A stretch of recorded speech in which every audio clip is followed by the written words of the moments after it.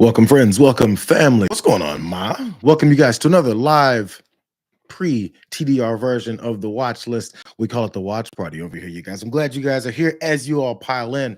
I'm still getting used to this whole quick jump in before John get going version of the show going. I like that you guys can come in quickly as we settle in because I always feel like I don't have tons to talk about. Maybe a couple things that annoyed me and bothered me over the weekend, especially when it comes to a long weekend after these guys are trying to sell their bill, their big crappy bill. And also, I want to talk about the tariffs that continue to kind of destroy people's lives and businesses, and cost of living continuing to go up. I want to show you guys exactly where this administration feels they have some kind of responsibility to doing something about that problem that the president also created. So I was going to ramble for a couple seconds as you guys come in. What's going on, Kendra Bell and LL Taco Dragon? Yes, absolutely, it is the best damn day of the week. Good morning, Allison Ald and Angry Panda. What's going on, you guys? Also on Mondays, I'm not sure if you guys know this. You guys probably know this if you actually are here. I also jump over on the damage report right after this, since this is actually the first Monday we'll be doing this. The back-to-back nature of me having to talk for what a solid almost 2.5 hours. We'll see if I last. This is the first test on a Monday. So also, if you guys may not realize this, what's going on, Ma? My mother is now in the chat. I don't know if you guys also know this. This completely eliminates my time to see anything that John is going to be talking about. So we'll see how that goes as I dive into his show, and whatever he brings up, I guess I'll be pretty knowledgeable on. We'll figure all that out together, won't we? I'm not sure how many of you guys will be falling into that and not be doing this, but it's always fun. What's going on, May Money? What's up? He calls me J-Mac for some reason. Not a Mac. Benjamin, what's going on? He says, I like it. Let's keep this going. And what's up, Miss Jackson? Let's go ahead and get started then, because once we get going, I assume more people start seeing what's happening. Over the weekend, some Republicans and folks that are all a part of trying to push this big crappy bill that they're calling beautiful. We're seeing more holes being poked into it. We're seeing a lot more people understanding the way they're destroying people's health care, the numbers of people that they're kicking off of health care, and all these entitlements that has become a bad word, which is actually the programs that we paid our money that we should get something back for. They've completely lost the plot on the way Americans are supposed to be served. These rich people have paid off enough politicians that they've got to this point. But one Raphael Warnock, Democrat from Georgia, because they're debating this, by the way, in the Senate right now. They did clear a hurdle that Trump celebrated, which we'll get to. But first, I want to start off with what Raphael Warnock was having to talk about and deal with when it comes to the disaster that's going to be this whole problem. But I'm not sure if they're listening to him. They should probably start.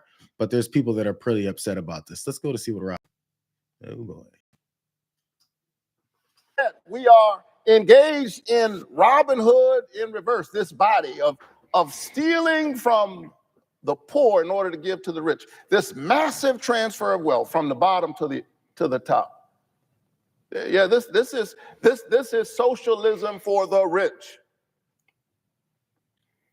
Long pauses for Raphael. And when the people hear about it, guess what? They don't like it. Democrats and Republicans and independents, when the people hear about what's in this big, ugly bill, they don't like it. And that's why the folks on the other side are trying their best to fast track it. That's why they're trying to pass it, and they haven't even finished writing it. They're twisting themselves in knots,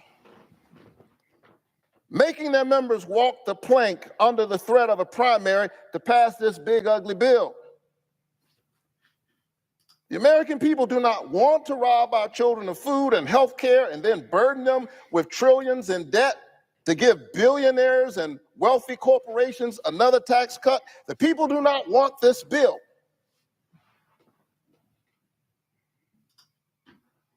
And so if the people do not want this bill, but they are trying to pass it, here's the question you got to ask yourselves at home. You have to ask yourselves, well, who are they working for? I have the answer, Senator Warnock. I have the answer. It's that they're working for the people who paid them. I think he's getting at that point. I had this issue with Obama. He would speak and have very long pauses, literally in the middle of a sentence. But Raphael Warnock is getting at the problem of this bill. It's obvious that people don't want it. It's obvious the thing that's going to do to many of those folks. But this is why it's getting rushed. By the way, there's this July 4 deadline where he wanted to get it by the Senate, since the House already passed their disastrous version of it, to get them to get through it so they can push it back down and get all this whole thing done. So again, that's by the end of this week. There's these, especially when it comes to things like this, there's these levels that he wants to push these things at. July 4th, because it's Independence Day. And once we pass this on Independence Day, people will totally celebrate it just because there's fireworks going off in the sky as we rob them of everything that they've got. It's actually pretty ironic because they should probably realize that they're using the same tactic that really kind of doesn't work.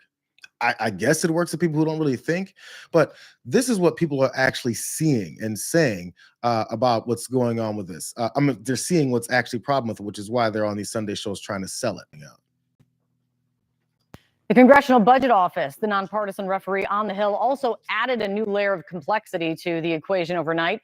It now says that the Senate version would result in 12 million more people becoming uninsured, and that the Senate version also is more expensive, will increase the deficit even further, even more than the House version, which was already a bitter pill to swallow for many lawmakers. CNN's Arlette Saenz is on the Hill for us this morning and joining us now.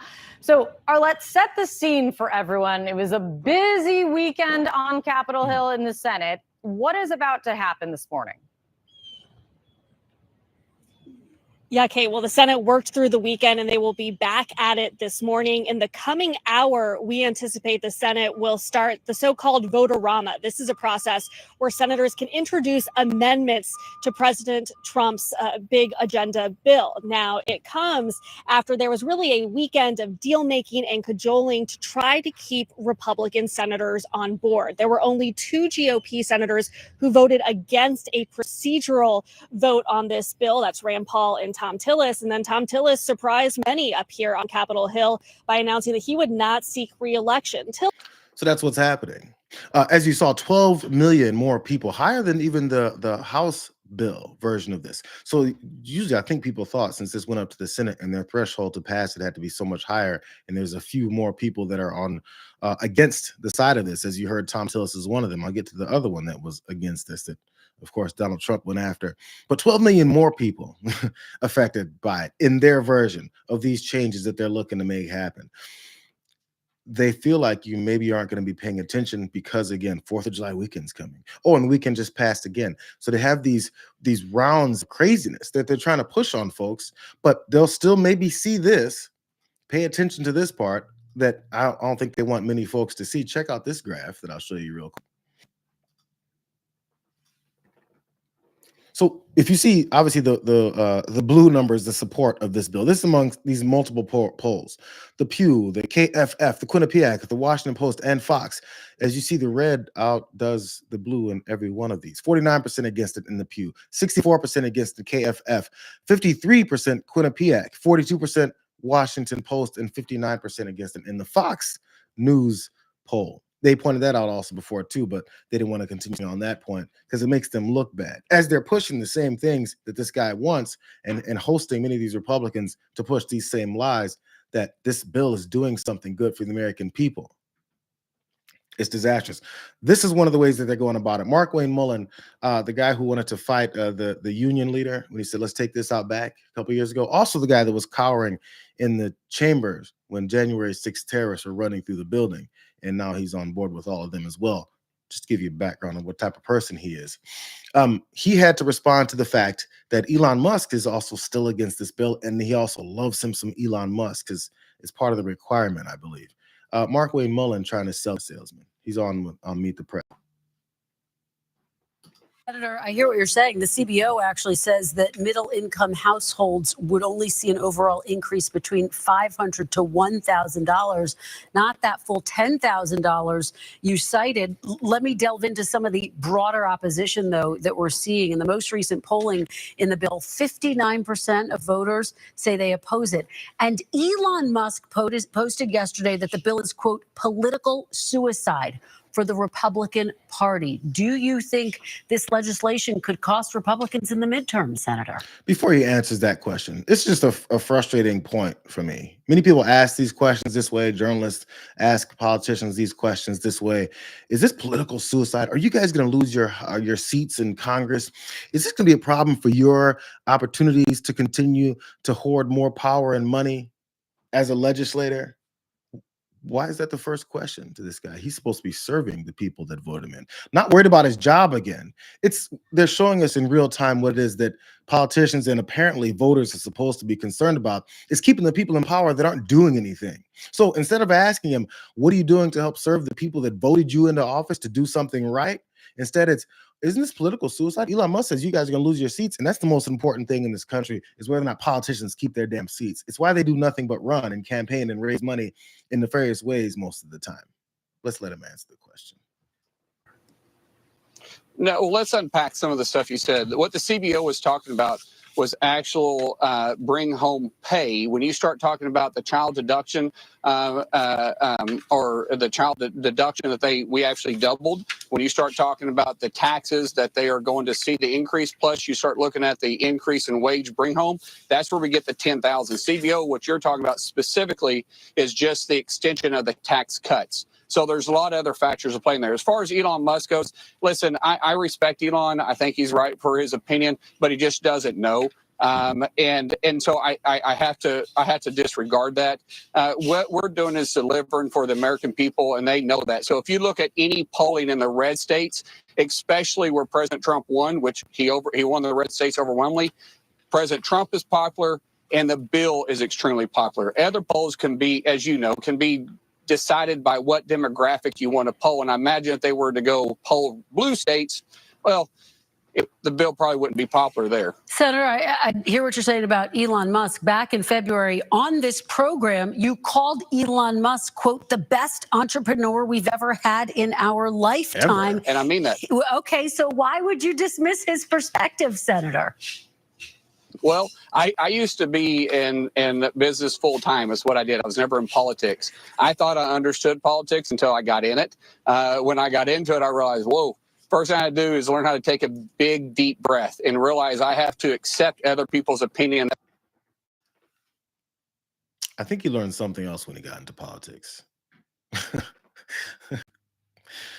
These guys say things like this and don't really realize that it's not a flex. I used to be in business and I used to think things normally, like how business people should probably think things. That's how I even had any level of success in business. But now I'm in politics, I realize it has nothing to do with business. It has to do with corruption. It has to do with doing anything someone who gives me enough money says I should do. And I completely changed my points of view, or I changed who I work for. When I was one of those people who needed my legislator to pass bills and do things that actually benefited the people that voted for him and pay his salaries, then I understood how the nation works. But when I became a politician, I realized that we actually screw over everybody below us and do whatever it is we can to survive, because it's a selfish world out there. That's what he's thinking. As a matter of fact, Jim Banks, another one of these Republicans going on all these shows, was trying to say this too, except he was trying to sell this same lie about why they're kicking so many people off of their Medicare.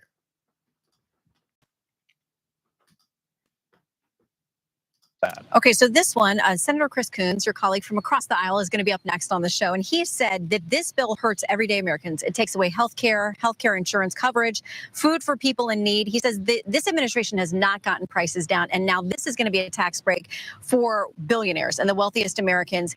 Polls show us that messaging is landing, that people are very skeptical. They have very negative impressions of this bill. Well, it's just not true. I mean, it's a good thing that the clerk in the Senate right now just passed page 600. So they got a little ways to go, but they're reading the bill, and the truth is in the bill. The Medicaid reforms would affect able-bodied Americans, those who are sitting at home, who can work, who don't have a sick kid or a sick mom. They shouldn't receive Medicaid without working. And on top of that, the bill would take Medicaid away from illegal immigrants. One of the most important amendments that we're going to vote on, hopefully sometime tonight or tomorrow morning, would be whether or not illegal immigrants should get Medicaid. And Democrats are going to have to vote on that and tell the American people whether or not that's fair to those men and women who work hard every day and pay taxes that go to work, that people who can work but don't work and illegals should get Medicaid instead. Those would be the Americans who are affected. But at the end of the day, this is the biggest tax cut on working class families. If we don't pass this bill, everyone's taxes on average will go up $2,000 a household. And that's not fair to the regular Americans who work hard every day. That's what this bill is all about. So, except for the fact, hold on. That is except for the fact that all the analysis on this points out that this actually benefits the rich beyond measure of anyone else in the country. It's the same way in 2017 when he passed the his other tax bill that they also claimed. Just look at the previous administration, what he did before. Look at the previous Trump administration, how he screwed over people. It gives them a little bit of this bump of money right now, and then everything else goes to the richest in the country. All you have to do is pay attention to what analysts are actually saying about it. By the way, that whole thing about illegal immigrants taking your Medicare, I keep wanting to point this out because they have been running this number of 1.4 million illegals are taking your Medicare. There's some details and there's weeds behind it, and they know most people won't look into it. And I'm sorry, maybe because it's Monday and it's been this weekend of all of this you have to compile and put together. It's harder for people to have to deal with this stuff. So they understand that people aren't able to look into the details of how these declarations they make are based off of made up things that they toss out and kind of manipulate as a part of the numbers. Really fast, I know it may sound boring, but I have to tell you why it's ridiculous to point out this 1.4 million illegals are going to be off, because they changed the way that it's presented so they could have this empty talking point. Really fast, just from fact checks. The 1.4 million includes people without verified citizenship, nationality, or satisfactory immigration status. The CBO was pointing this out. Those individuals are presumed to lose their state-provided health benefits. Presumed, don't forget that part.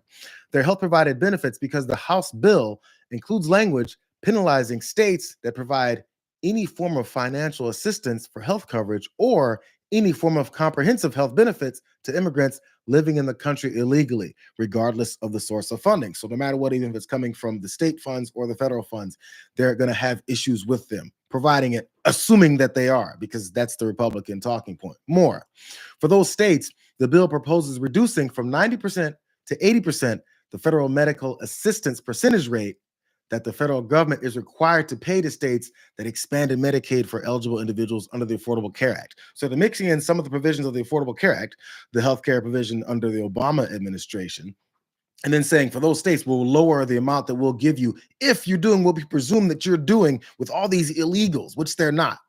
Then the CBO analysis assumes that at least some states, deterred by this reduced federal payments for their Medicaid program so they can continue to provide it to the people in their state, that they would stop offering their state-funded health programs to immigrants without lawful immigration status, leaving more than 1 million of them uninsured. So it starts with their assumption that there's 1.4 million folks that are on these state Medicare programs. And then when they say we're going to threaten you, and that if you don't kick them off that we just claimed you have, then you're going to lose from 90% to 80% for the funding that comes for it. And therefore, if you guys don't pass our bill, you're actually agreeing to continue to give 1.4 million immigrants Medicare that we assumed you were. The fact is based off of an assumption that has no basis in reality. That's how these politicians work. That's how they try to continue to manipulate this whole system. By the way, that whole work requirement thing as well, Markwayne Mullen pushed on that too, because that's also what the last guy was talking about. They have their talking points all lined up, and they can figure if you keep saying it like propaganda works, that you'll buy it. That's why you have to go through these long explanations that I'm sure some of you guys are bored by this. But please, this is why we understand by once we're screwed over and things get worse and all these millions of Americans are kicked off of their health care and costs continue to rise everywhere we turn, that we know where it's coming from. Because apparently in this last election, enough people didn't know where devastating financial issues were coming from. mean, what is so hard about requiring an able-bodied individual with no dependents, no sickness, to work 20 hours a week? I know you work more than 20 hours this weekend alone. What is so hard about having a work requirement there with someone that has no medical condition and no dependents? We don't pay people in this country to be lazy. Yeah. We want to give them an opportunity, and when they're going through a hard time, we want to give them a helping hand. That's what Medicaid was designed for, and unfortunately it's been abused. And so what we are focused on is making sure that Medicaid is there for people in the future that need it, and get rid of the fraud, waste, and abuse. So it's just worth noting 92% of people on Medicaid are either working or would qualify for an exemption. I do want to move on to this. Why does she move on after she makes that point? Why do you move on after you make that point? I do want to point out, hold on. Kristen Walker said, I do want to point out that everything you just said is complete BS. So I do want to move on, though. Instead of making you answer why what you just told me is supposed to be fact is actually BS, make him answer the question. But I don't know. I can't make the assumption, but I would assume that they don't worry about their access. So we can push back on it and hope that people that are watching understand that what I just said is the fact and what he just said is not reality. And then hopefully you understand that therefore he's a liar, rather than making him answer for it and come up with an answer that has some level of honesty, which is, I'm just pushing this Republican talking point because no matter what, I have to make sure I back this whole thing or else it's my ass on the line, because there's this guy in the White House who continues to threaten anyone, especially Republicans that are afraid of him for some reason. These strong, chiseled jaw Republicans are afraid of this guy in the White House, this old guy shuffling around with the orange saggy face. They're afraid of him. They're afraid of him. They've said it openly. They've said it out loud. Here's one of the guys who accidentally said it on Sunday as well. These are the reasons why they're pushing it. They know how disastrous this is. This is Michael McCall. He's afraid too. I think everyone in the House, they know the peril they're in if they vote no on this thing. What do you mean the peril they're in? I think, first of all, it's good for the nation. Secondly, they know that their jobs are at risk, not just from the president, but from the American people. Our base back home will not reelect us to office if we vote no on this. But is it about re-election or is it about no? It's about policies, right? I mean, it's great for the country, and I've outlined the three top points. But to help, I think everyone in the House. He got caught up there at the end because actually there was a follow-up question from Margaret Brennan that asked him, wait, is this about re-election or is this about the policy? I mean, actually what I meant to say, it's about the policy, when what I actually mean, it's about us getting re-elected. And we can't get re-elected if Donald Trump is taking out our knees based off of the disloyalty. They're afraid. He knows these guys are a bunch of folks who don't want to do anything else but this cushy job they've got, where all they have to do is follow the lead of rich people and the guy above them that tells them what to do. And then after doing it, they can go and push these same talking points. Many of them actually don't even go on TV. From the number of representatives that are voting for this, most of them don't go on TV because they're actually really, really bad at it. Worse than McCall was at it, who just got caught up revealing that, we're just afraid and we want to keep our jobs while we screw over yours. There's a difference between the people who are running the country and the people who they're supposed to be serving. They don't actually, you're their targets. You're the people that they're stealing from. These are the lazy rich people who don't do anything while they tell you the hardworking poor person doesn't do anything and that they're lazy. People were pointing out that these immigration raids all over LA continue to go to places where these lazy immigrants, that they call them, are at work, are working, are looking for work, are doing things that apparently no one else is willing to do, but they're the lazy ones. It's the propaganda. By the way, I point out that they're afraid. Hey, listen, don't let me tell you that they're afraid. Listen to this Republican tell you that she's afraid, because she's afraid. We're in a time and a place where I don't know. I certainly have not.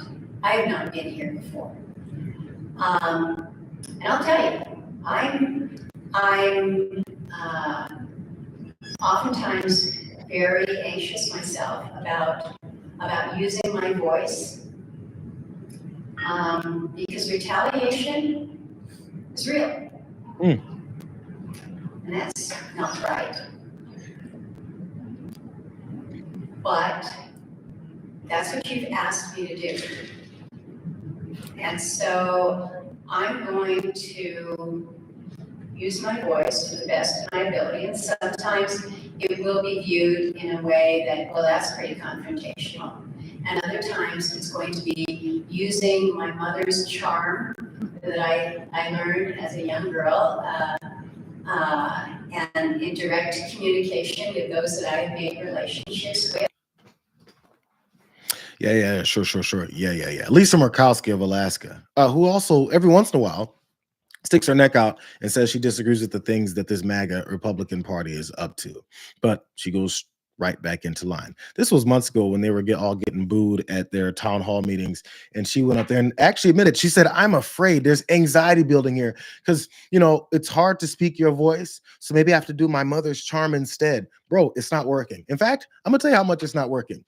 Over the weekend, also the Senate past this procedural level so they can continue to have the discussions about this bill, moving it along rather than having it completely blocked from the beginning like it probably should be.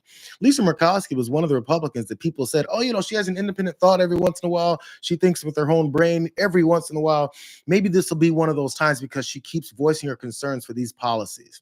But still, after the marathon of talks and golf trips and threats that happened, Lisa Murkowski went up there and voted for them to continue on with the discussions about this bill because she's afraid. She told us this already. Like, we need to connect the dots from what folks tell us at one point to then what they do afterwards. Lisa Murkowski is afraid of Donald Trump and the MAGA party. Therefore, she continues to do their bidding because she's a strong conservative. She's a representative of the United States. She speaks for her people. Or is she afraid? If you're afraid, bro, go home. If you're afraid, go home and let someone else do this. Again, because I'm going to tell you why they're afraid. I'll show you this. Hard to put up a Truth Social post. Donald Trump said numerous people have come forward wanting to run the primary against Senator Tom Tillis. For some reason, he put that in quotes. I'll be meeting with them over the coming weeks, looking for someone who will properly represent the great people of North Carolina and, so importantly, the United States of America. Thank you for your attention to this matter, as he always continues to write off at the end of these stupid posts that he has. So one of the two people that was threatening to be against this, actually voted against this whole resolution, was Senator Tom Tillis. Now he's being threatened with a primary. Matter of fact, the other guy that he was mad about that did this, that he uninvited from the Easter egg or the Easter party, whatever it was some family party that he uninvited Rand Paul from. He said this is, did Rand Paul just vote no again tonight? What's wrong with this guy? DJT. Again, it's just what's wrong with this guy. He sounds like somebody out of a mobster movie. What's going on with this guy? This guy know what I'm going to do to him? This is the way this guy talks, and people jump at it. This guy's a cartoon character, but he's got something over all these folks. So let me tell you what then happened after Tom Tillis was threatened. I'm just run you guys down the list. He released this long statement. All the other stuff, he's talking about how great it's been and what he's done in his life. So you know where this is going. I'm going to jump down to the paragraph, to the third to the bottom paragraph, I believe. As many of my colleagues have noticed over the last year, and at times even joked about, I haven't exactly been excited about running for another term. That is true since the choice is between spending another 6 years navigating the political theater and partisan gridlock in Washington, or spending that time with the love of my life, Susan, our 2 children, 3 beautiful grandchildren, and the rest of our extended family back home. It's not a hard choice, and I will not be seeking re-election. Tom Tillis voted against them just moving this bill throughout the Senate more, got threatened by Donald Trump, and then probably already had this resignation letter written up weeks ago. He's like, whenever I finally make one stake in what I believe in, even though this guy doesn't believe in anything else, by the way, he still has really bad positions on this bill, he's ready to resign so he doesn't have to deal with the ire and the fight and the name calling and the calling his wife ugly that any of these other Republicans that have either left or kowtowed to Donald Trump had to deal with. Not done. He says, I'm beyond grateful for the friends I've made over the years in North Carolina and our nation's capital, as well as my amazing staff who are among the very best the Senate has to offer. So this is where else he's going to. I still look forward to continue to serve North Carolina over the next 18 months. I look forward to solely focusing on, listen to this part, on producing meaningful results without the distraction of raising money or campaigning for another election. It's all they do. I look forward to having the pure freedom to call the balls and strikes as I see fit and representing the great people of North Carolina to the best of my ability. Think about that. This guy's resigning.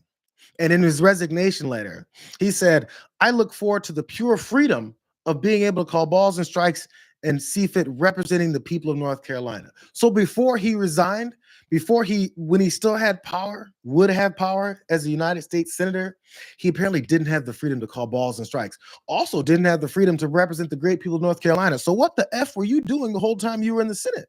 What have you been doing the whole time you've been an elected official from state level to the federal level? What have you been doing?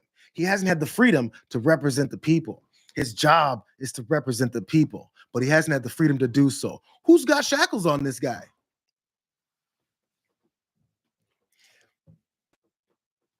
The things that they think are somehow noteworthy or principled. You guys, I'm going to quit because for the past 15 years, I've been doing the work of rich people and Donald Trump. That's all I've been doing. So I have to resign because I can't do normal things like represent the people. And they wonder why Zoran Mamdani won that primary up in New York to be the mayor. They're losing their minds because he's talking to the people and he's presenting what it is that they want. It's outside the normal bounds of political work. Politicians don't do it. He just said they don't do it. He said he doesn't do it. And guess who celebrated it? You guys probably don't have to see this, buddy, anyway. Great news. Senator, again, for some reason, Donald Trump posted this in quotes. Senator Tom Tillis will not be seeking re-election. Okay. So the senator is now getting celebrated by Donald Trump for leaving so he doesn't have to run this dirty primary campaign against him. By the way, in case you guys want to know what Tom Tillis actually would say, since he's got this freedom, he spoke this from the Senate floor right after he finally had his resignation letter and after Donald Trump danced on his grave. I would love nothing more than you to prove me wrong. I would love nothing more for you to tell me it's not 26 billion or 30 billion, that it's 2.6 billion or 2 billion or 200 million. But after 3 different attempts for them to discredit our estimates, the day before yesterday, they admitted that we were right. That between the state-directed payments and the cuts scheduled in this bill, there's a reduction of state-directed payments. And then there's the reduction of the provider tax. They can't find a hole in my estimate. So what they told me is that, yeah, it's rough, but North Carolina's used the system. They're going to have to make it work. All right. So what do I tell 663,000 people in 2 years or 3 years when President Trump breaks his promise by pushing them off of Medicaid because the funding's not there anymore, guys? Now he has to say something to 663,000 North Carolinians who are going to have to deal with him supporting and doing the bidding of rich people for however long he's been in office. Now he's this principled guy. Now, how am I supposed to talk to my constituents? If you read my resignation letter, I just said I didn't give a damn about my constituents for however long I've been supposed to be representing them. What am I supposed to say to them? Say what you've been saying to them before, that you're a liar, that you've been backing up people that you don't agree with. We've seen it consistently. All these people that are kissing Donald Trump's ass at one point or another, including J.D. Vance, has said he is a disaster. He's dumb. He doesn't think. He doesn't know what he's talking about. Marco Rubio, who's now sitting behind him every day, nodding his head and licking his ass, continues to talk about all these things that he's doing for the president now.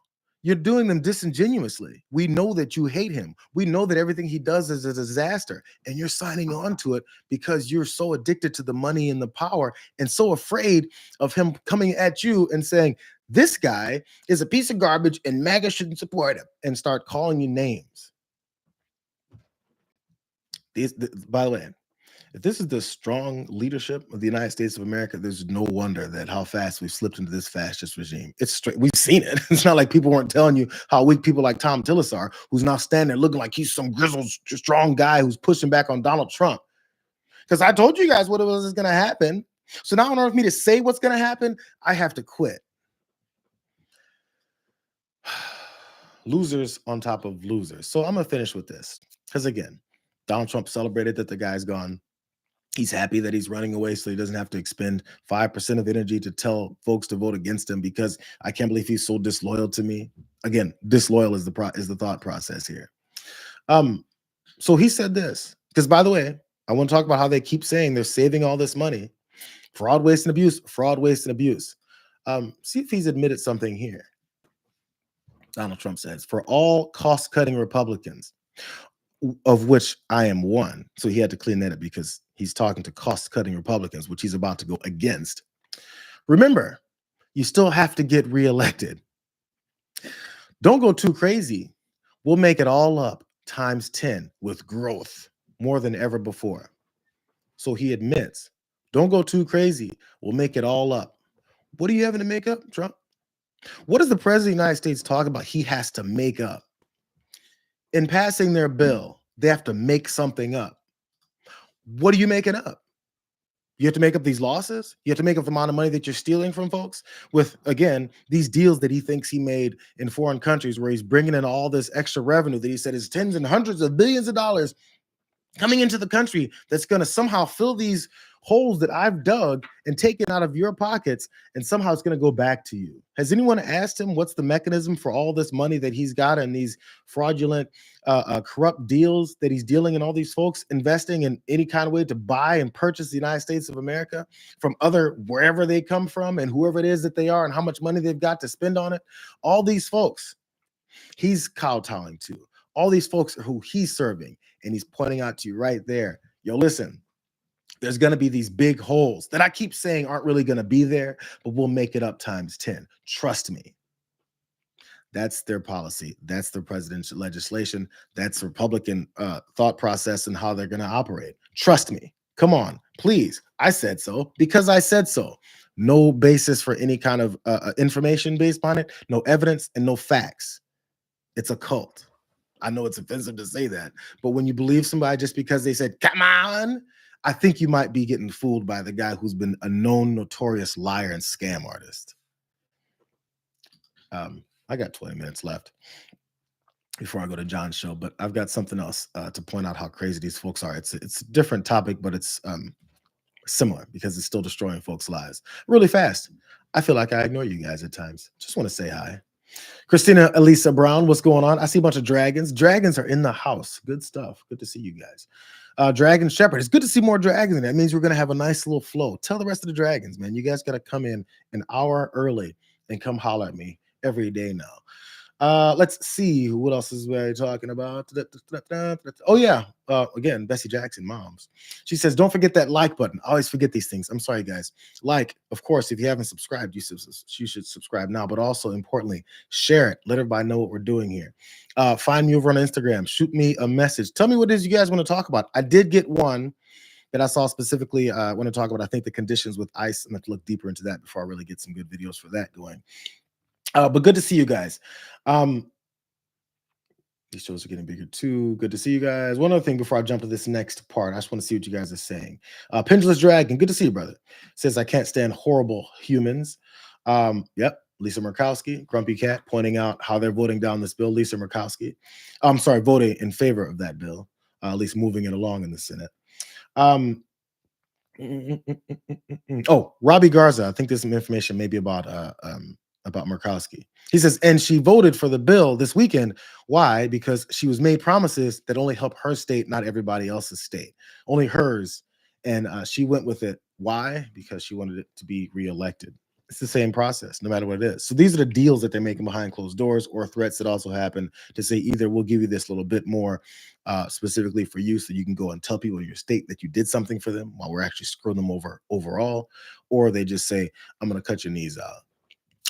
Both of these processes, what it is. By the way, Rand Paul, who he went after as well, he apparently played golf with him on Saturday.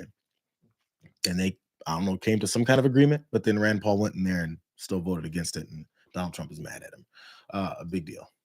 This is how the cookie crumbles, bro. So we'll see if Rand Paul also survives, along with Thomas Massie, who apparently there's an entire new super PAC put together just to get rid of Thomas Massie, who's super MAGA. who's just against this bill.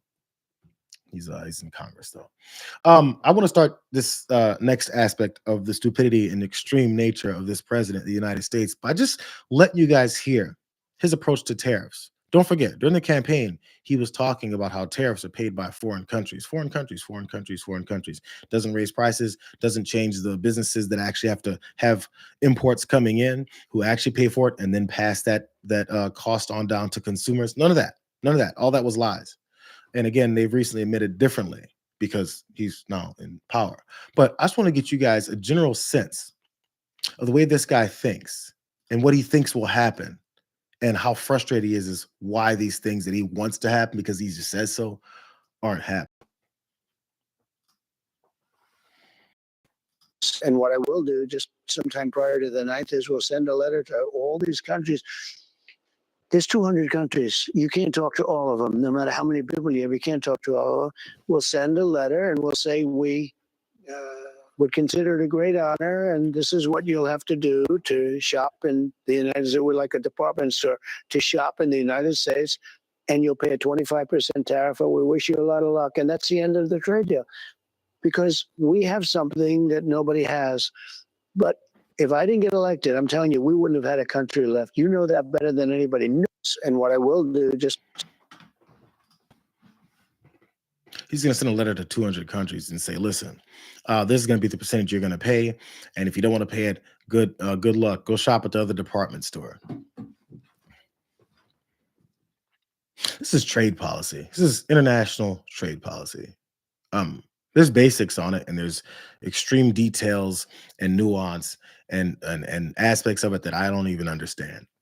But the one simple thing is when you keep saying that the United States is a department store and you need to buy from us, when it's pretty obvious that the things that we make, things that are made in the United States, many times you need imports to come in from other countries. That's why this is trade. I'm not sure if he knows what that word means, but he's going to send a letter. He said, did you know that 200 countries is a hard thing to negotiate with? Well, maybe you should have thought that before you said you're going to get 90 deals done in 90 days, 100 deals done in 101 days, 200 deals done in 200 days, whatever the hell is that they were saying. That was obviously lies and stupid propaganda that people, I don't know who bought it, but I guess some people bought. Maria, did you know that you can't just have deals with 200 countries when I have no idea what I'm talking about? When the 200 deals, the 200 tariffs that I said were on that stupid billboard on April 2nd when I made my announcement that I'm going to destroy international trade for this country. Did you know that's hard to do? Yeah, people told you that, and they said you don't know what you're doing. Example number 2 of how he doesn't know what he's doing. He continued on talking about how these letters are going to save his ass. Is coming up. What are you going to do about the end of the poll? She's talking fast. I mean, I could understand her, but I'm not sure if you guys could. Is coming up. What are you going to do about the end of the pause in the tariffs? it's so simple. We're sending letters out. I'd rather do it now. My guys, hey, I have great guys, Scott, Howard, other people, Jameson.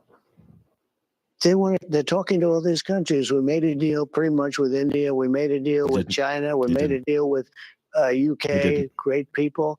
We made deals.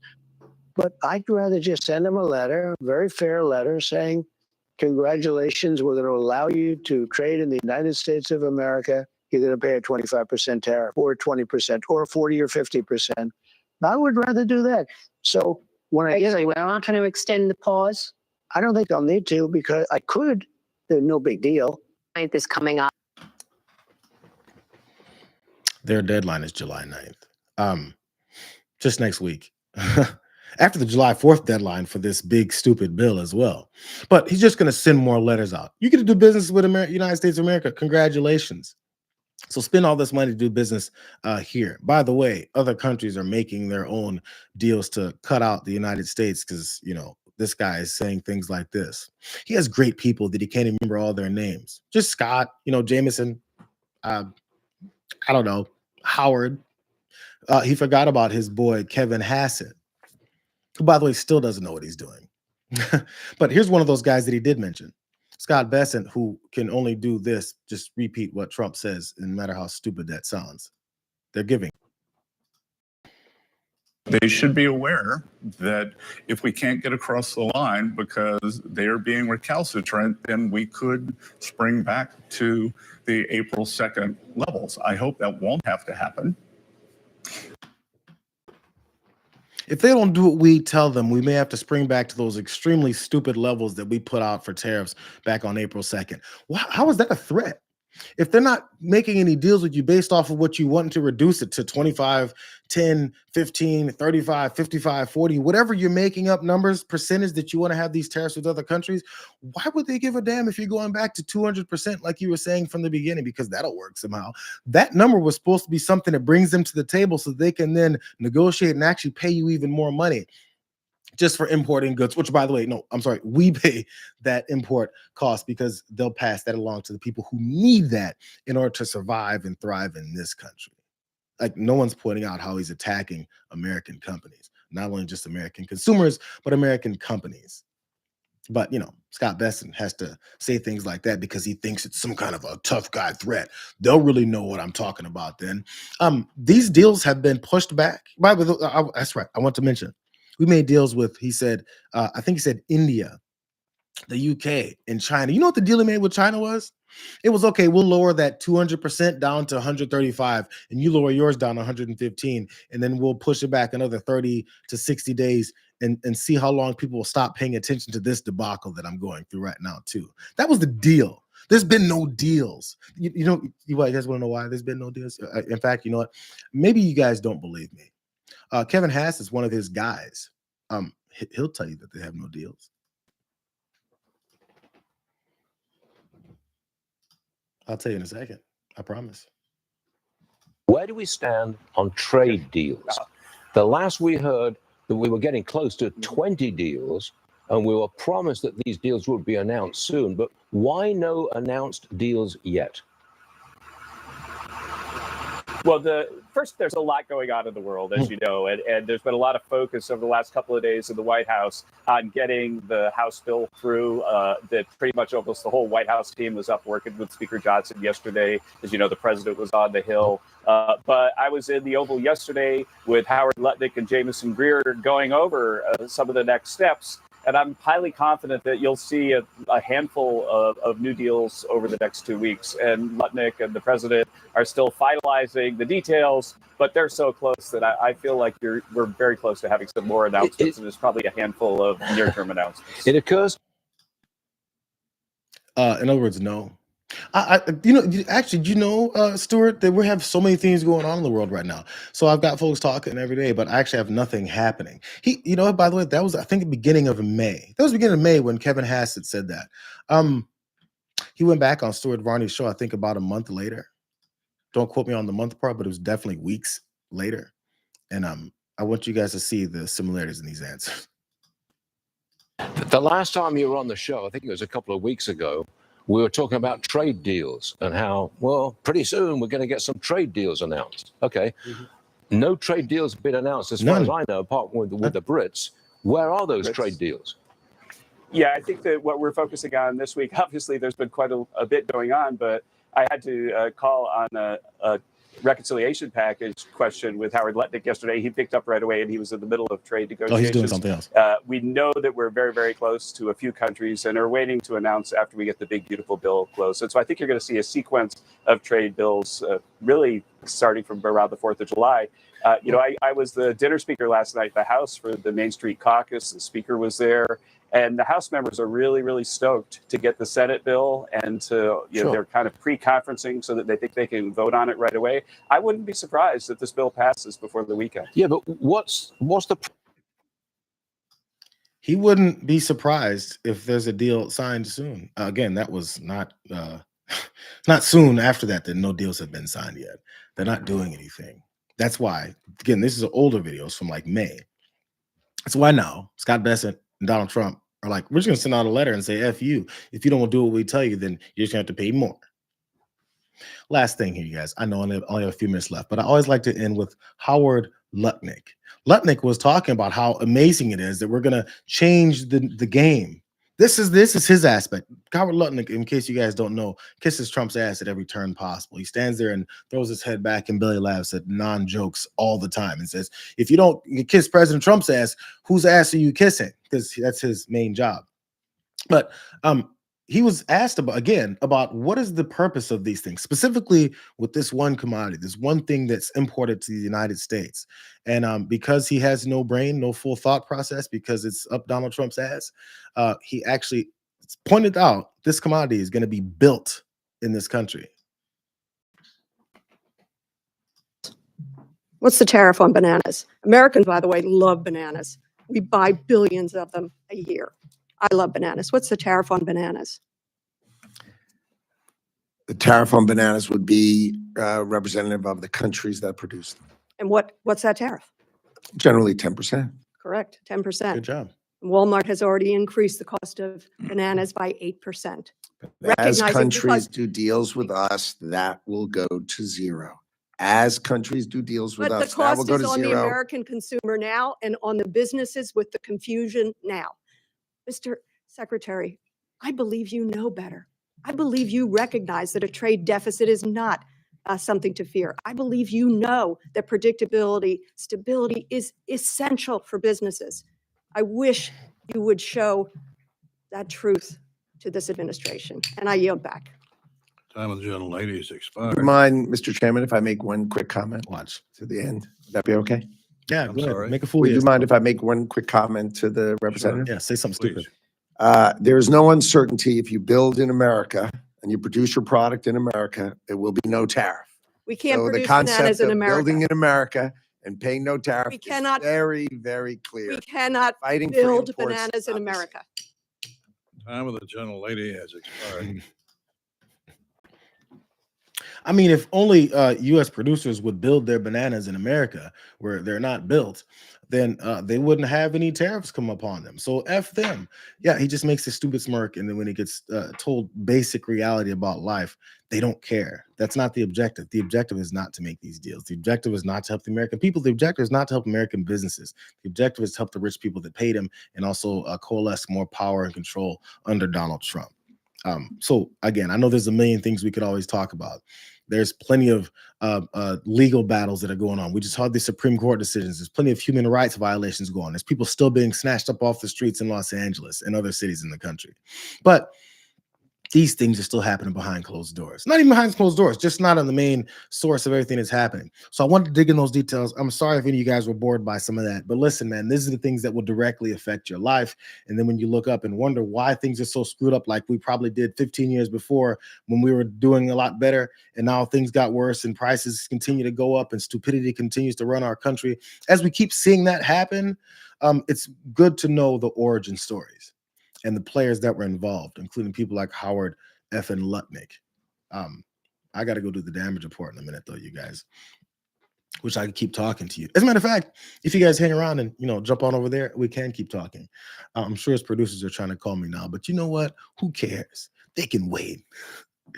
Let me say what's up to you guys really fast. Jackpot Dadon. I hate these people. I feel you, bro. It's just if more people just admit that they do, even the ones that somehow support them. Who else is talking? I want to see who else I haven't talked too much. Yes, Mara Felsen says, "Oh my God, banana Republicans is awesome," and I shall adopt that phrase. Oh, that was from Hulkenbreak. Apparently, banana Republicans, banana instead of banana republics. Absolutely. But no, if anybody has any stories or specific examples of things that they've dealt with as far as tariffs and things that jump up, I'd love to hear those stories too. Again, you guys can always contact me in those many ways. Also, any stories you guys want to talk about that maybe isn't so deep in the weeds. I know I was on like legislative bills today and tariff policy and deal making and contracts not being signed and liars and propagandists. It interests me, bro. I'm sorry if it's not so much or if it's too deep in the weeds or even that lie about the 1.4 million immigrants taking away your health care. You have to know that type of stuff because they'll tell that lie so quick in the middle of 4 others that you'll never even see what just happened. Your head is spinning while they just made up a complete reality that has nothing to do with what's going on based off of their assumptions. So frustrating. Anyways, it's 3 minutes until John's show comes on. Let me go ahead and jump off here. I'm gonna have a drink of water. I'm gonna keep my ass right here, and I'm gonna talk to you guys over on the damage report. Thank you guys for being here again on another watch party. I want to call it Watchlist. Another Watchlist watch party. Glad you guys are here. I'm gonna hang out and kick it with John in a minute. So I'll see you guys in a minute. Thanks for being here, you guys.